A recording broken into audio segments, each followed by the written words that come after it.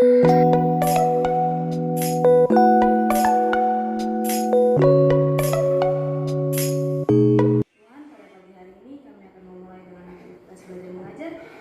dari awal, pertengahan hingga akhir boleh berjalan dengan baik.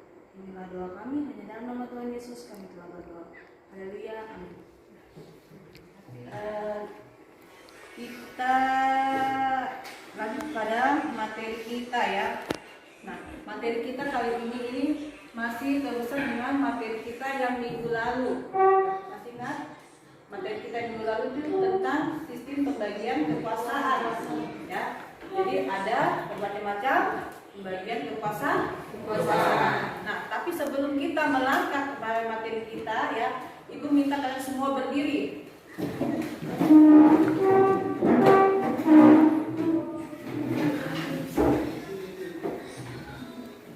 Berdiri dengan sikap sempurna. Kita dengarkan dan nyanyikan lagu Indonesia Raya.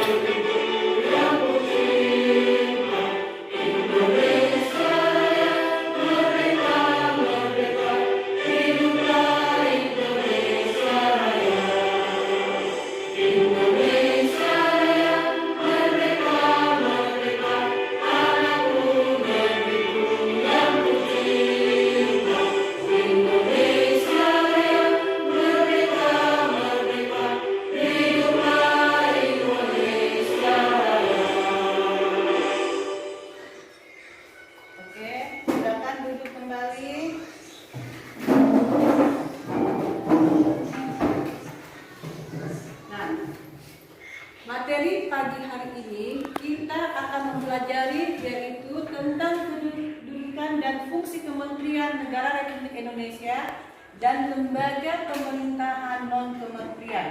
Kedudukan, tugas, dan fungsi Kementerian Indonesia.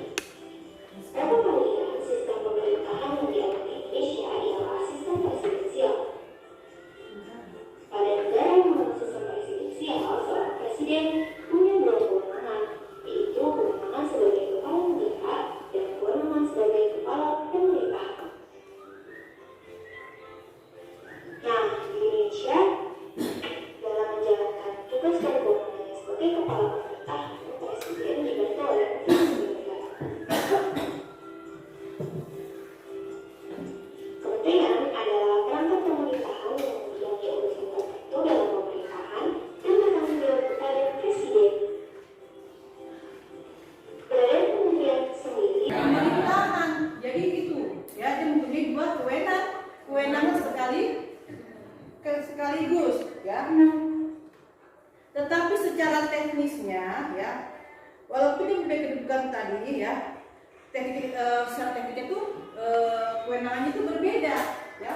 Nah, dalam hal ini ya, presiden tidak bisa melaksanakan tugas atau fungsinya sekaligus ya, yaitu sebagai kepala negara dan kepala pemerintah. Dia memerlukan ya lembaga-lembaga yang membantu di dalam menjalankan penyelenggaraan pemerintahannya. Nah, nanti dibentuklah yang namanya kementerian. Nah, ini kalau dari tugas menteri itu apa? Ya, tugas menteri adalah bertanggung jawab terhadap presiden karena presiden memberikan yang nantinya setiap menteri itu mempunyai ya tanggung jawabnya sendiri-sendiri ya melaksanakan tugas dari presiden ya. Nah, oke, kita lanjut ya. Di dalam melaksanakan tugas presiden ya dibantu ya oleh seorang wakil presiden dan memimpin negara. Nah, wakil presiden ya ini ya diangkat melalui yang namanya apa? Pemilihan umum. Masih ingat pemilihan umum itu kita lakukan setiap 5 tahun. Berapa tahun sekali?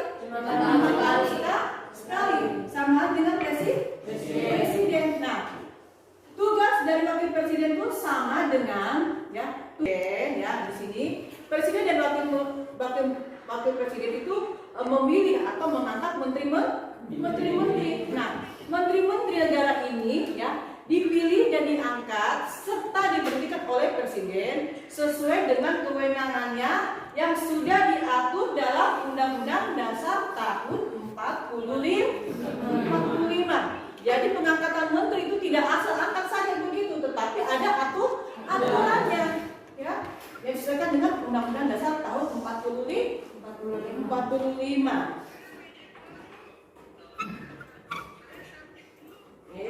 Nah, selanjutnya di sini keberadaan dari Kementerian Negara Republik Indonesia itu diatur secara tegas, yaitu sesuai dengan pasal 17 Undang-Undang Dasar Negara Republik Indonesia tahun 1945 dan dalam Undang-Undang Republik Indonesia nomor 39 tahun 2008 tentang Kementerian Negara. Nah, itu adalah keberadaan itu sudah ada yang mengatur dalam Undang-Undang tahun 45 dengan Undang-Undang Negara nomor 39 tahun 2008 tentang tugas dan fungsi tentang kedudukan dari kementerian. Kemudian, nah di sini Undang-Undang Negara Indonesia nomor 39 tahun 2008 yaitu tentang kementerian, ya, kementerian negara. Itu mengatur semua hal tentang kementerian negara seperti kedudukannya, tugas pokok, fungsi, susunan organisasi dan lain-lain sebagainya. Nah itu. Jadi dia menjalankan ya tugas fungsinya ya. Menteri itu diatur dengan undang-undang yaitu tadi ya Undang-Undang nomor 39 tahun 2008. Lalu yang berikutnya kita lihat yaitu tugas Kementerian Negara Republik Indonesia. Ya, tugasnya itu apa saja? Yaitu merumuskan, menetapkan pelaksanaan kebijakan di bidangnya. Kemudian pengelolaan barang milik kekayaan negara yang menjadi tanggung jawabnya. Pengawasan atas pelaksanaan tugas di bidangnya. Kemudian pelaksanaan bimbingan teknis dan supervisi atas pelaksanaan usaha kementerian di daerah dan pelaksanaan kegiatan teknis yang berskala nasional besar. Nah, itu adalah tugas kementerian yang pertama. Kemudian ada lagi tugas yang berikutnya untuk Kementerian Negara. Ya, masih ada lagi. Ya ini, ya. Tugasnya yang berikutnya adalah apa? Penyelenggaraan. Nah, kita lihat yang menjadi pusat Kementerian Negara itu urusannya apa ya? Ya. Jadi setiap kementerian ya masing-masing itu mempunyai tugasnya sendiri-sendiri. Jadi setiap menteri itu mempunyai tugasnya sendiri-sendiri ya untuk mempertanggungjawabkan ya kepada presiden tadi. Nah, seperti halnya ya itu sudah diatur dalam Undang-Undang Dasar tahun 45 dalam pasal 17 ayat 3. Nah, adapun urusan pemerintahan yang menjadi tanggung jawab Kementerian Negara meliputi atas. Yang pertama, kita lihat urusan pemerintahan yang nomenklatur ya kementeriannya itu meliputi yaitu mulai urusan luar negeri, dalam negeri dan pertahanan. Itu yang termasuk dalam urusan pemerintahan yang nomenklatur. Kemudian yang kedua, urusan pemerintahan yang ruang lingkupnya disebutkan dalam Undang-Undang Dasar tahun 45. Ya, itu meliputi ya urusan agama, hukum, keuangan, keamanan, HAM, pendidikan, kebudayaan, kesehatan, sosial, tenaga kerjaan, industri, perdagangan, pertambangan, energi, dan pekerjaan umum, transmigrasi dan transportasi, informasi dan komunikasi. Nah, itu yang menjadi ya urusan kementerian dalam sendiri-sendiri. Nah, apabila nanti kalau menteri ini tidak bisa menjalankan tugasnya, maka presiden itu berhak untuk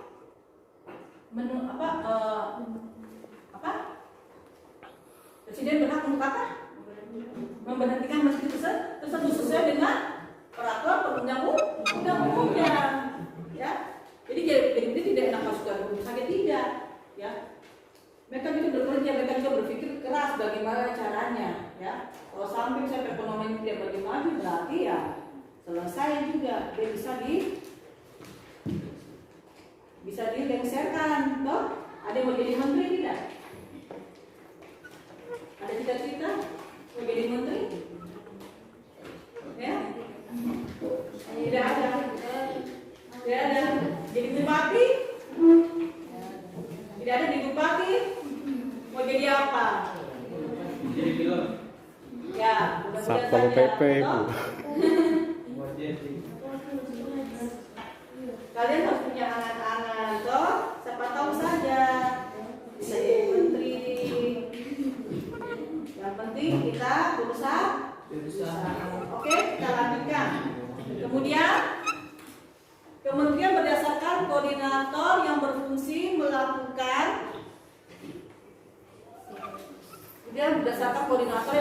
melakukan sinkronisasi dan koordinasi urusan kementerian yang berada di dalam lingkup tugasnya. Nah, kementerian koordinator terdiri atas beberapa kementerian ada sebagai berikut. Nah, ini adalah beberapa kementerian, ya, yang ada berdasarkan dari tugasnya. Nah, kementerian koordinator bidang politik, hukum dan keamanan. Nah, koordinator bidang politik, hukum dan keamanan itu ada 6 menteri yang menangani masalah ya politik, hukum dan keamanan. Nah, kemudian kementerian bidang perekonomian itu ada 10. Kemudian kementerian koordinator bidang pembangunan manusia dan kebudayaan itu ada 8 kementerian yang menanganinya. Kemudian kementerian koordinator bidang kemaritiman itu ada 4 kementerian yang menangani masalah kemaritiman.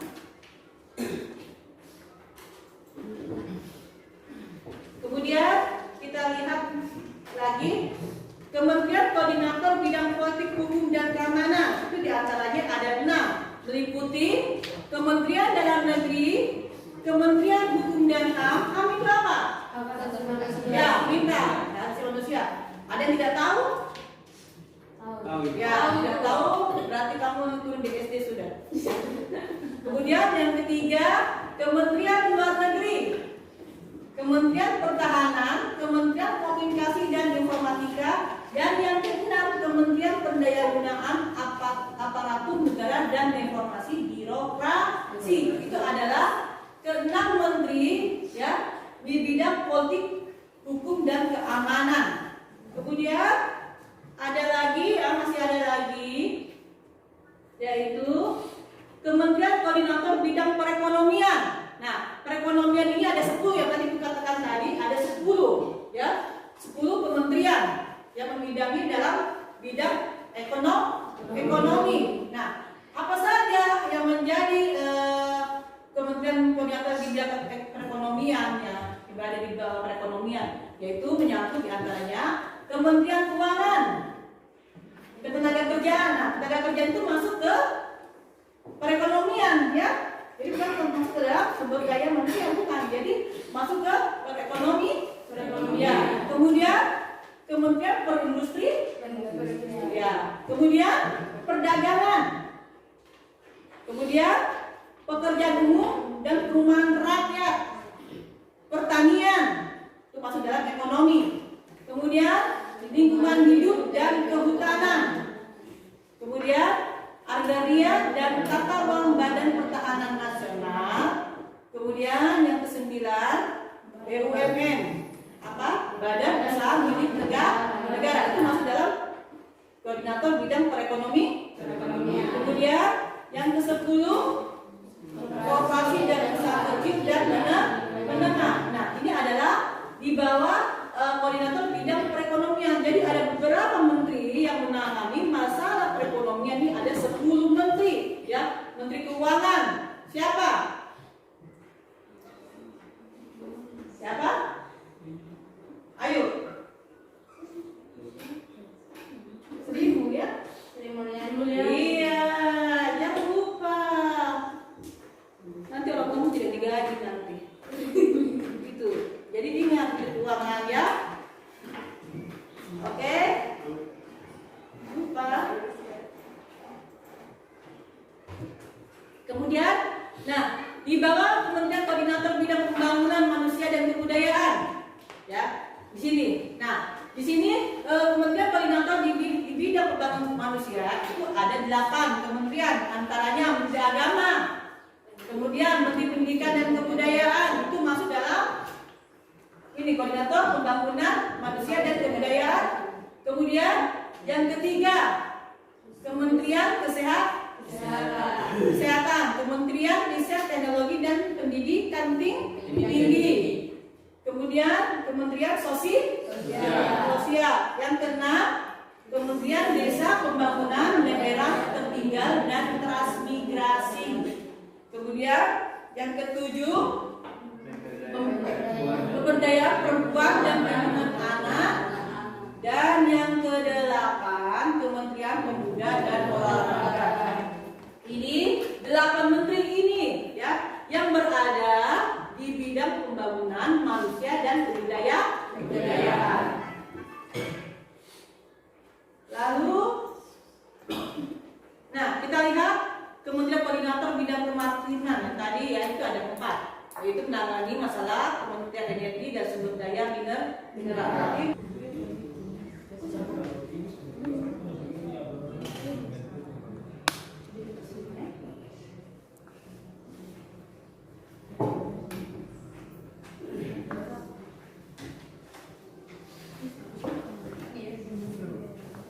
Silakan.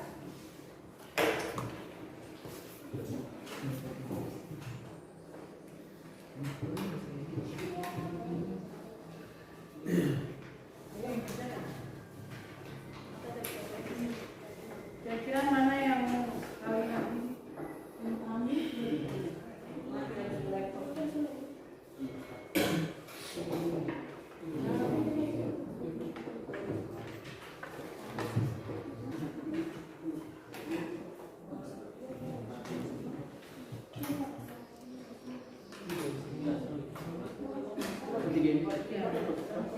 setiap kelompok berbeda ya ini. Ya.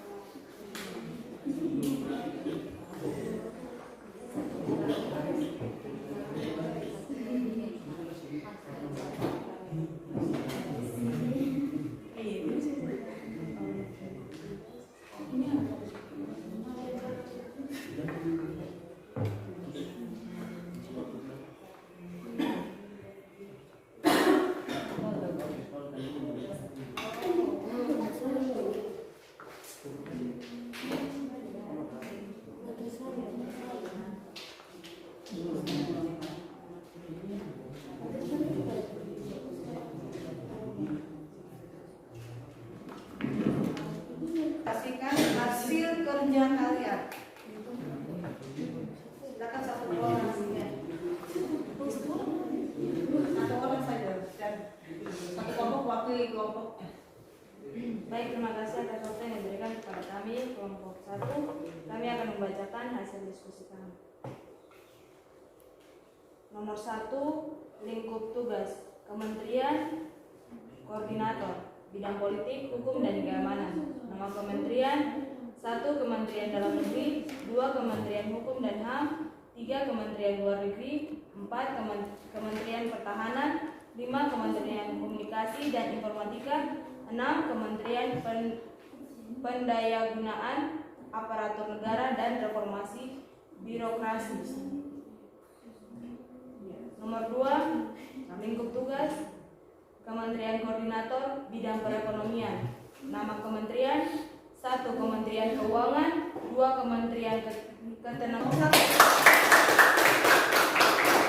Kelompok berapa yang mau ini? Maju. Satu orang. Kelompok 3 silakan presentasikan hasil kerjanya. Terima kasih atas waktu yang diberikan kepada kami kelompok 2. Di sini kami akan membacakan hasil diskusi kami. Yang pertama, Presiden ke-1. Nama Presiden I.R. Soekarno. Nama kabinet Hatta 1, Susanto, Natsir, Sukiman Suwiryo, Wilopo, Ali Sustrowamijoyo. 1. Baharudin Ali Sustrowijoyo 2. Yang kedua, Presiden kedua, nama Presiden. Ya, kita beri apa untuk kelompoknya? Berikutnya, kelompok 2 sudah. Nasional Republik Indonesia. Tugas dan fungsi: berperan dalam pendokumentasian perjalanan bangsa Indonesia. Nomor 2, Badan Ekonomi Kreatif. Tugas dan fungsi: berperan dalam pengembangan dan pengelolaan industri kreatif tanah air. Nomor 3, Badan Informasi Geospasial. Tugas dan fungsi: berperan menyajikan informasi bagi pemerintah dari sektor geospasial untuk pembuatan kebijakan antariksa nasional. Tugas dan fungsi: berperan dalam pengembangan dan pendayagunaan teknologi antariksa. Nomor 7, Lembaga Pertahanan Nasional. Tugas dan fungsi: berperan dalam pembuatan kebijakan maupun pelaksanaannya yang terkait ketahanan nasional. Nomor 8, Lembaga Kebijakan Pengadaan Barang dan Jasa Pemerintah. Tugas dan fungsi: berperan dalam penciptaan serta pengelolaan sistem pengadaan barang jasa bagi pemerintah sehingga mampu menciptakan sistem pengadaan barang atau jasa yang efisien dan taat hukum. Nomor 9, Lembaga Ilmu Pengetahuan Indonesia. Tugas dan fungsi: merupakan lembaga yang berperan dalam pengembangan dan pendayagunaan ilmu. Nomor 10, Badan Tenaga Nuklir Nasional. Tugas dan fungsi: berperan dalam pengembangan, penelitian, dan pendayagunaan teknologi nuklir. Terima kasih. Oke, kita beri aplaus. Itu tadi ya nilai sila-sila dalam Pancasila. Karena minggu depan kita akan masuk pembelajaran tentang nilai Pancasila. Oke, atau masih ada yang mau bertanya? Terkait dengan materi ini? Tidak ada? Oke. Kalau begitu Ibu cukupkan, tapi sebelumnya ya Ibu minta dikembalikan lagi tugas-tugasnya dan atur posisi kembali seperti semula.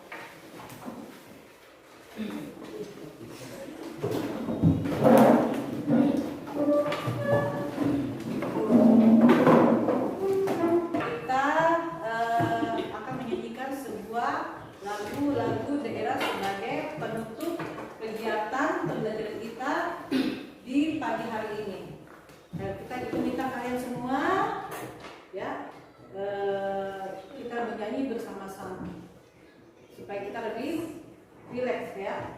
Dan nanti pembelajaran berikutnya kalian tidak terlalu apa, terlalu stres kah bagaimana gitu.